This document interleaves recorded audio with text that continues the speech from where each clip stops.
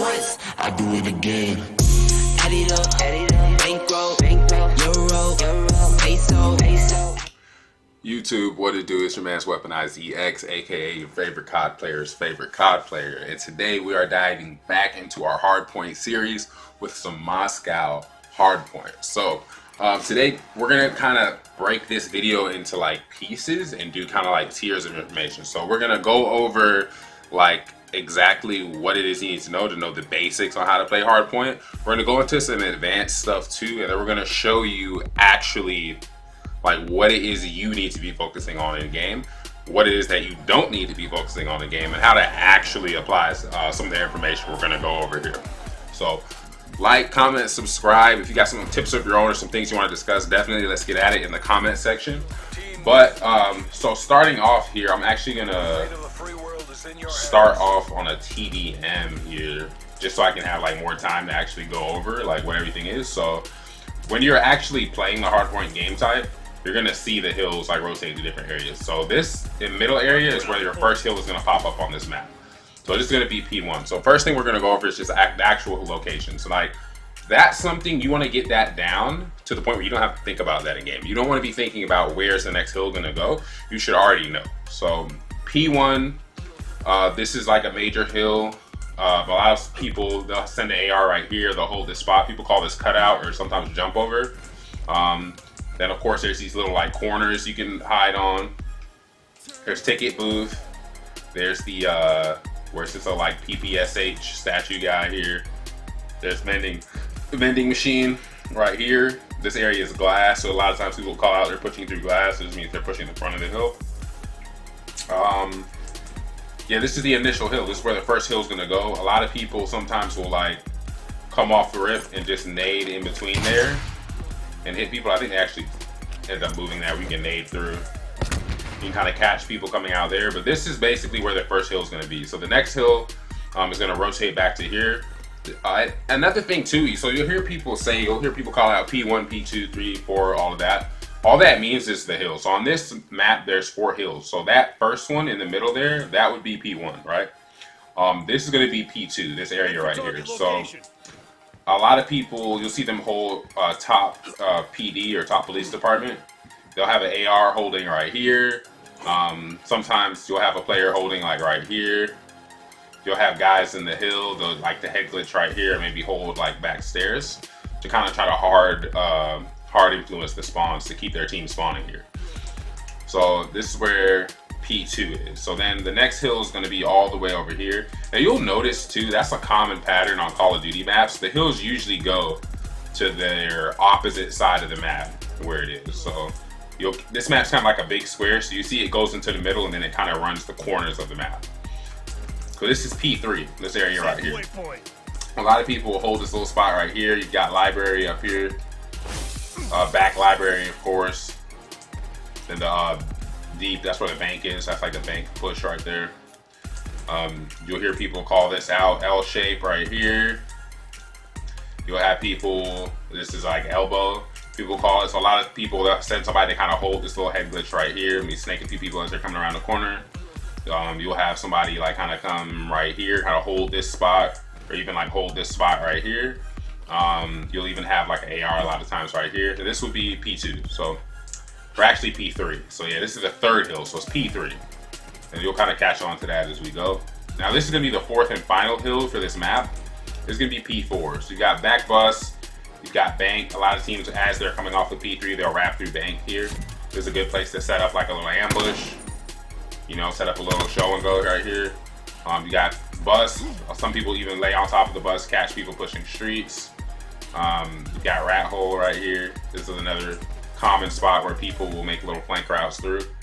A lot of people will even, if you're on the opposing team, you're spawning out, a lot of people will even like kind of come this way and put shots down from the front. You can be in that window, maybe catch a few people. That would be P4 basically. So that goes over all the actual rotations, and it will come back and it'll start on another rotation. It'll come back to P1, which is right here in the center, and then it's gonna go back to P2, which is gonna be there. Then it'll go to P3, which we know is gonna be around that corner to the right. Head for target location. Kind of back on that side of the map. Then we know it's gonna go P4. is going to be over here by where like the buses are. Waypoint mark. So those are going to be your hardpoint locations. And then as far as rotations go, so when you hear people calling out rotate, you'll hear that a lot in matches. So all that really means is like there's a phenomenon that happens to like basically like teams that really suck, where if you don't get control of the hardpoint, you get into the situation where against decent players, you can push into them as much as you want. They're just going to kill you. Like a lot of times what happens, you'll have a kid here, he'll be with the AR, you'll have a guy like down here finessing, playing his life, you'll maybe have a guy holding window, and then maybe have a guy holding back street. And every time you push these kids, you just get slayed out and traded instantly. So it's like you just end up throwing away a bunch of lives and not getting much hill time. So then they all rotate back to this next hill, they all get set up, and then you're doing the same thing over and over again. You're pushing into them over and over again, and they have all the advantage because they've got the spawns, so they're respawning and coming right back to the hill. And then they've got, you know, power positions. They've got head glitches and different things they can hold and that they can use to just kill you when you try to push the hill. So you had a really big disadvantage whenever you have to actually break the hill. So a lot of times what people do is they'll play the rotation instead. Instead of putting themselves in a situation where they're trying to break the hill every time, what they'll go at about like maybe 30 to 25 seconds left on the hill, they'll go set up on the other hill or the next hill and make that team have to push into them. So that's what you want to do at Hardpoint. You want to be the team holding map control, and you want to be the team holding the hill and forcing the enemy team to run it. Because the bigger your lead gets and the bigger your score gets, it causes people to kind of panic. So they'll just keep running at you, running at you, running at you. And if you don't over challenge gunfights, you can just literally sit in the hill and set up around the hill and just kill people. So it's like super, it's kind of cruddy, but it's like that's the way you're supposed to play Hardpoint. Literally set up ahead of time, already be where you need to be, and let the enemy team play catch up. Let them push into you. So that's what they mean by like rotations. So the next point we're gonna go into is holds and breaks. So for that first tier of information, I'll say this before we go on to the next section. You need to have all of that down before any of this next stuff I'm going to talk about is really going to matter. If you don't know where the hard points are going ahead of time, you can't really rotate. If you don't know the common callouts and the common places that people set up when they're holding a hard point, the different places that people like to sit, then you're not going to be able to break anything because you're not going to be able to predict where people are going to be. So you have to know where the hard points are going to go, and you have to know your rotations. I say go into theater. That would be like my homework assignment for you if you're like on tier 1 and you're just starting out in hardpoint.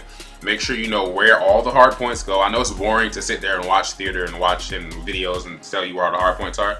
It's boring, but it's necessary. You have to have that information down.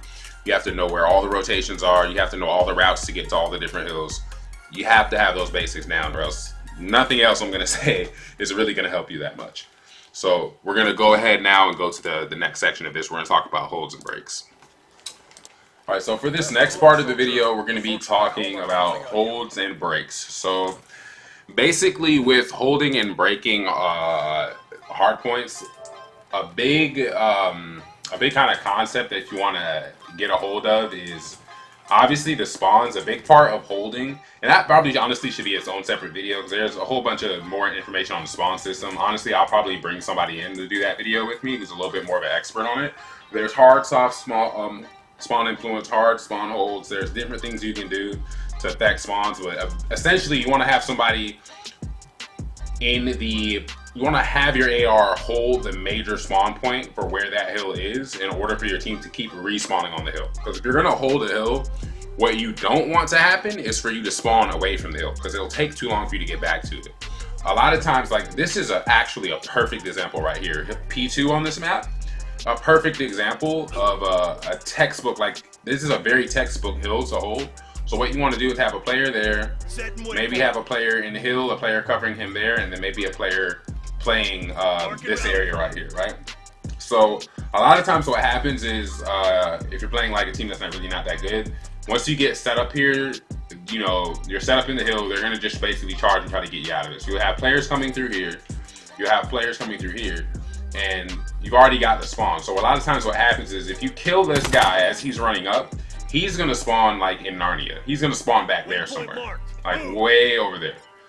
Or he might even spawn street. So now he has to run all that way now to try to get up here to try to trade kills for his teammates or to try to respond to callouts, and it's just gonna take him too long to get up here. By the time he's up here, if you've killed somebody, you've got shots on you, you've already laid down, recovered your health, and now he's fighting another like fully healthed up person who also has a power position, who's also scoring points on the hill. So it's a bad situation to be in.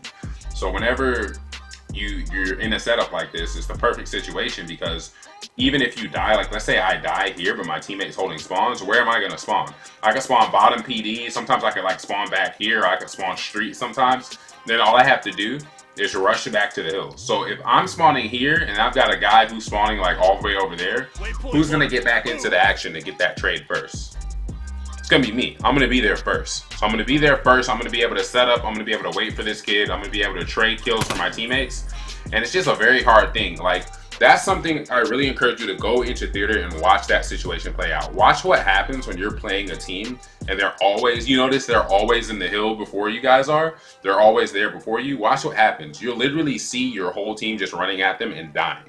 That's literally how you're supposed to hold hard points. You want to make sure, like we talked about in rotations in the last segment, get there ahead of time, force the enemy team to constantly run into you and constantly just get gunned. And then even if they do kill one of you, you're spawning back on the hill and they're spawning across the map, so they can't play their trades correctly. Now, a thing you might wonder about is like trades. That's a huge thing whenever you're trying to hold map control or hold an objective. What a trade is basically, if one of the 4 players who's holding this objective dies, the person who killed them needs to die. Because if that person doesn't die, then you're in a 3v4 and they kill somebody else. Now it's 2 on 4.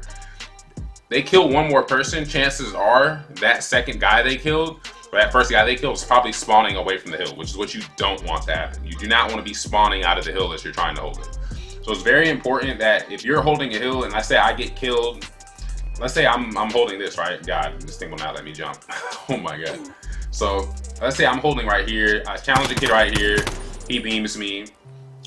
I'm dead. So he starts running around this corner. My teammate who's right here needs to slide out and kill that kid instantly. Because now what happens is that we just traded a guy 1 for 1. We still have map control. We still have the advantage because we have all this cover and all this high ground. They still have to charge us to get to the hill. So a lot of times what will be happening with breaks is kids will start to get really crafty with like their pushes and their communication. You'll get kids with like just crazy movement and gun skill who will just like slide out at you and use some kind of crack movement to throw you off and kill you. Or you'll get kids who will bait and switch. Like let's say a guy pushes in here, he kills me, put shots on me here. And then let's say I'm this player, I get killed by this guy, or either I kill him and then one of his teammates, right as I'm doing that, flanks through here, kills me, and then kills my other teammate. Who's caught off guard because I like just died so fast because I wasn't watching my flank. Like then now there's 2 of us dead.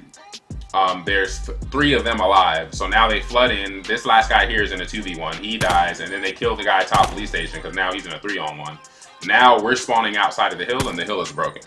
That's basically what you want to do when you're breaking the hill. You want to be crafty how you play your trades. You want to make sure you're trading out your kills, but also get that 1 extra kill that will allow your team to flood in. So it's about numbers advantage, basically. Once you get numbers advantage, you basically can just charge the hill. And if you play your trades correctly, like everybody charges in, and for every kill they get, you answer back, and then some, you will be able to break that hill. But the major key is to whoever the player is holding the spawns, you want to kill him and get him to spawn out so his teammates can start spawning out with him. So that way when you die, you spawn on the hill where you need to be and they spawn out. So another more advanced tip, and we're going to go into like the next part, which is about reads, making reads and like picking your routes. A lot of times towards the end of the hill, like there's 15 seconds left, you should not still be charging this position. What you want to do, like if I'm this team and I'm holding this position and at 15 seconds kids are charging me, I want to have a kid who's already pushed out going towards this next hill, right?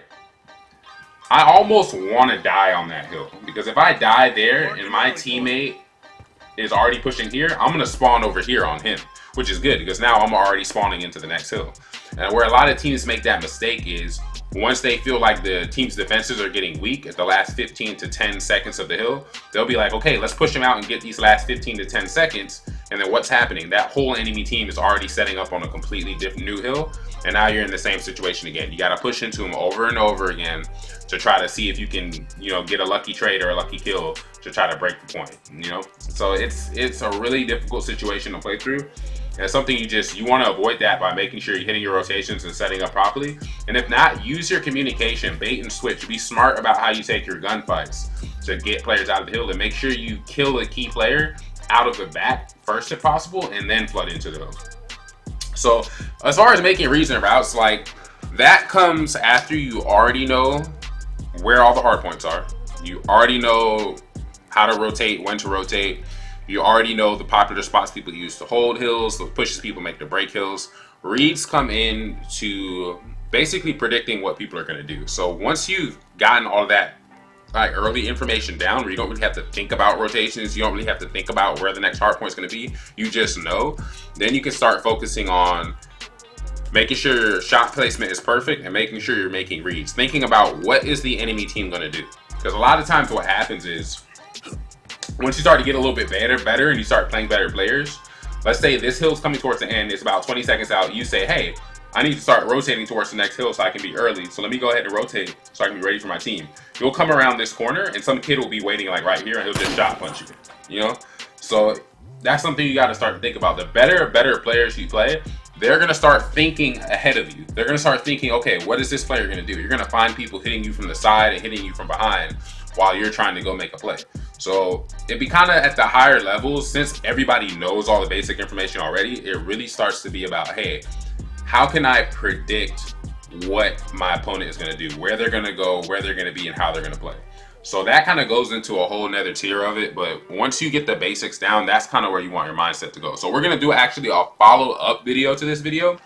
And we're going to, a video to the video, we're going to actually put a gameplay with this that I had. That was pretty sick gameplay on this map. But we're going to just talk about like some of the things, some of the same stuff we talked about in this video, and just show you how it all layers together, from like being like a low tier hardpoint player to like mid tier to like a higher tier player. We're able to make routes and make reads on players as they're trying to take routes and take positions, and really just shut a team down. So that's going to do it for this video.